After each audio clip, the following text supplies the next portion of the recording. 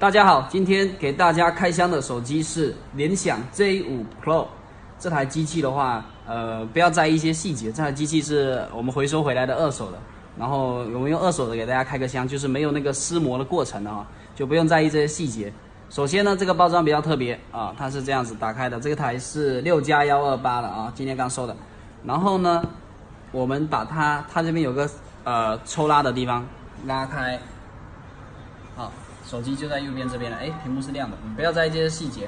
另外这边抽开的话是一些配件啊，配件。然后刚才这个包装的话不小心被闪电3号给拉坏了，本来是拉不出来的，它太大力了，然后把这边直接给拉坏了。那这边有什么呢？这是一个保修卡说明书，这边还出厂附赠了一张贴膜，软的贴膜。然后这个是数据线，然后这是一个充电器啊，这边就常规操作。这边是刚才不小心被拉坏的，本来它是会卡在这里的，本来正常的情况它的开箱的最完美的状态是这样的，但是我们就不用在意这些细节啊，把它先放上去。然后手机在这边给大家看一下，手机要怎么打开？手机从这样子拿出来就好了。这台就是联想的 J5 啊，这台手机的话，怎么说呢？配置不是顶级的，但是它价格很棒啊，最低是19不到2000块钱，1998好像是，那低配的，然后价格方面是挺好的，骁龙710全面屏，然后采用了时下比较流行的这叫滑盖设计。这台手机跟雷军的这个小米 Mix 3一样，都滑盖设计啊，都滑盖设计。然后另外它有什么不同呢？我跟大家讲一下，它的这个上面可以明显的看到就是没有听筒。知道吧？它的这个机身的上部屏幕上面是没有听筒的，没有听筒它怎么打电话了？所以呢，它就比较奇怪，它拉开之后它才有听筒，然后有前置摄像头啊，拉开之后有听筒，然后所以呢，它打电话的时候，接打电话的时候它必须，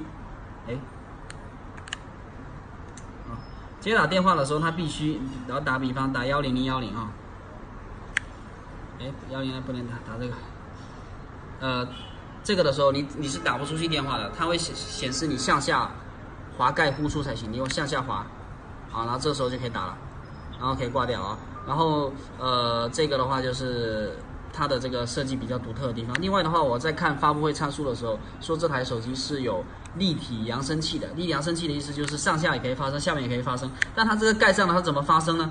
所以我们试一下它盖上的声音跟滑开的声音是不是有所区别。我们现在放一首时下最热门的一首歌，叫做《沙漠骆驼》。现在的这个声音你们感受一下，就是没有往下拉的。我现在往下拉，你们听一下啊，明显更加立体、更大声，能感受得到吗？我再滑上去。